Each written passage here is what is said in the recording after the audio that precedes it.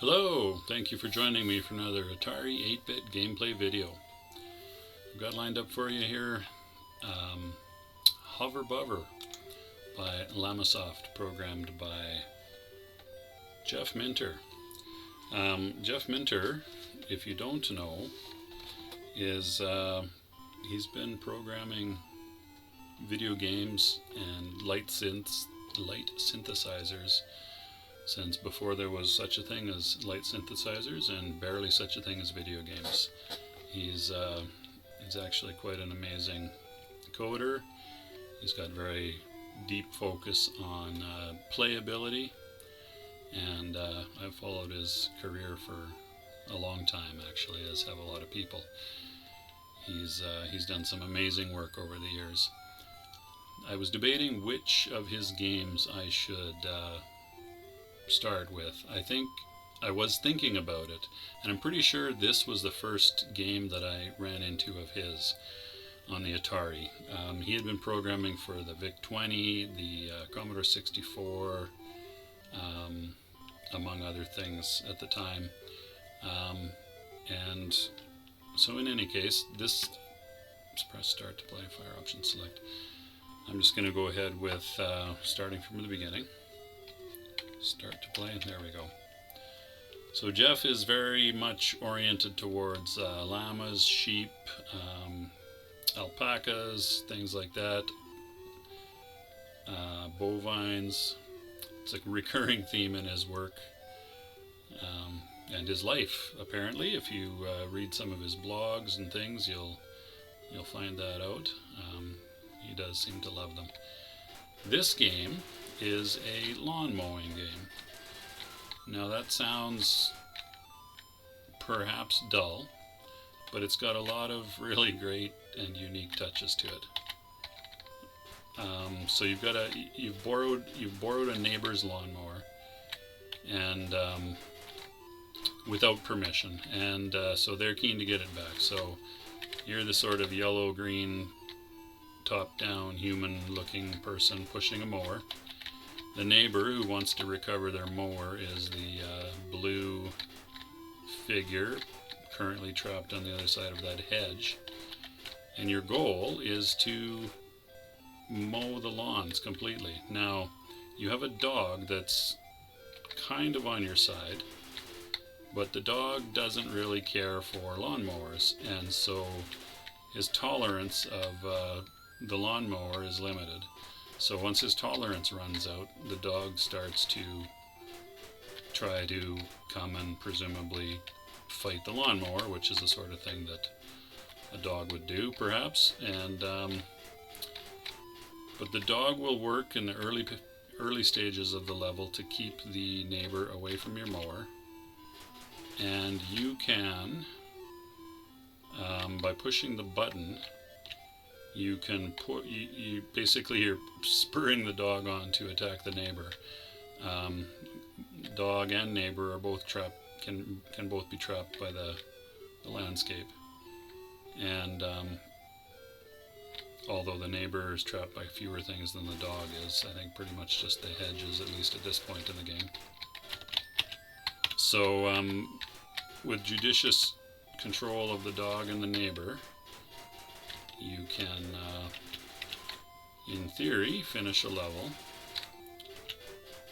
of which there are a number. I don't actually know. I don't remember how many there are. Now, it seems a little dull, and you know, you can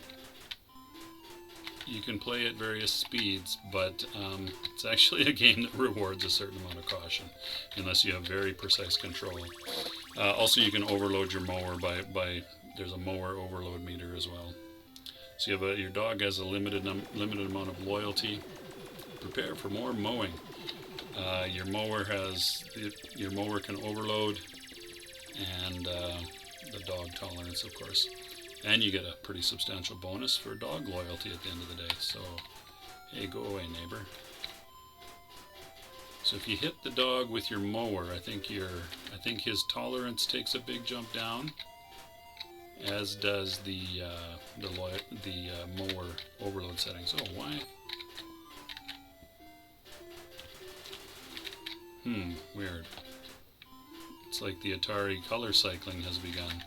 This feels like a bug because it thinks it's idle, but it's not idle. Huh, odd. I wonder if this is some kind of emulator bug, or if it's... This is a version of the game that I downloaded from Jeff's, or from the Llamasoft website. He's very kindly made a lot of his games. I think he's declared them all to be freeware, public domain now, or whatever. I don't know if public domain's quite the right word, but freely available to download and play, which is quite generous of him. However, this color cycling business, I can't imagine. I have no memory of this being in the game, so pretty sure this was... Uh-oh, the dog's after me and the neighbor's after me. Oh no, give me that mower! Alright, let's see what happens if the color idle cycling changes. Nope. Alright, so that's a little odd, and I apologize, that makes the video look quite weird. Anyway, so now you're borrowing Tom's mower. You can actually speed up the going to borrow your neighbor's mower sequence by hitting the fire button. But go after him. Go, Rover, go. Get him, get him. Don't come to me.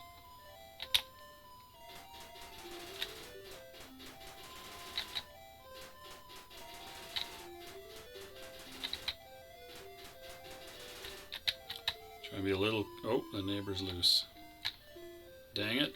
Got to avoid him. And pretty soon the dog's going to be out of tolerance. Nice balancing act. Excuse me, nice balancing act here in gameplay. Oh, the dog's had it. So you can push him away a little bit by egging him on to attack the neighbor, but only to a limited extent. So I'm trying to balance that with... And of course the neighbor comes straight for you. Oh no! Go get him, Rover. Go get him, go get him, go get him.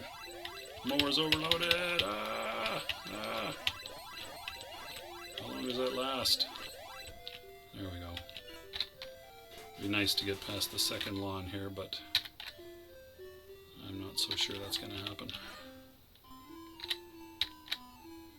No, Rover, go away. Oh, that was weak sauce on my part. The neighbor's gonna get his mower back here. I'm not careful. I might be able to hold that off. Get him, Rover. Come on. You don't make me. Rover, come on. Get him, get him.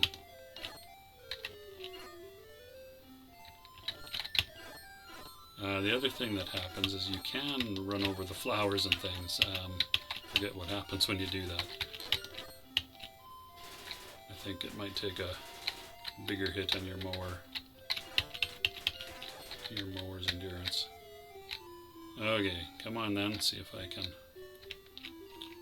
balance the dog and keep the neighbor down below there while I finish off the rest of the grass here. Maybe I'll, there we go. Great! Tom's mower.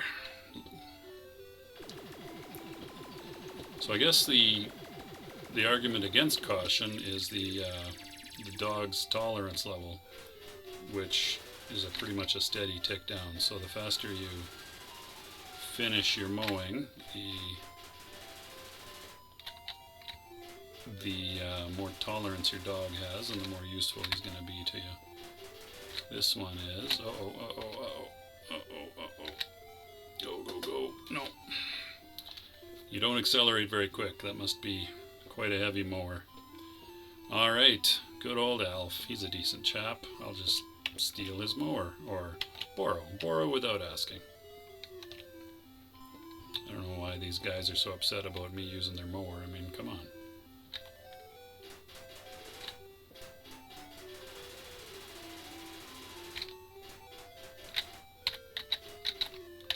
Uh-oh. That was not smart. Alright. Okay, well, I apologize for the color cycling business. Here we have a very colorful game over screen.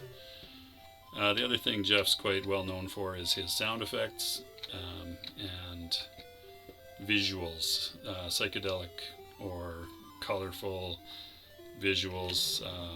Pixelated things is another thing he's well known for. He was a fan of some of the Williams arcade games that featured those sorts of effects. And yeah, pretty nice high score screen there. Mega Mower Maniacs. Very lovely. All right, well, I will gradually work my way through Jeff's Atari games. Mr. Minter, I don't know him personally, although I was a member on his forums I guess I still am a member on his forums. I don't frequent them too much these days. Not too much interaction with Jeff himself, but he seems like quite a nice guy in the big scheme of things as well. Not so much interested in selling out, but just pursuing his art and making a living, which is fair enough. Alright, thanks very much for watching. I'll see you next time. Take care of yourselves. Bye-bye.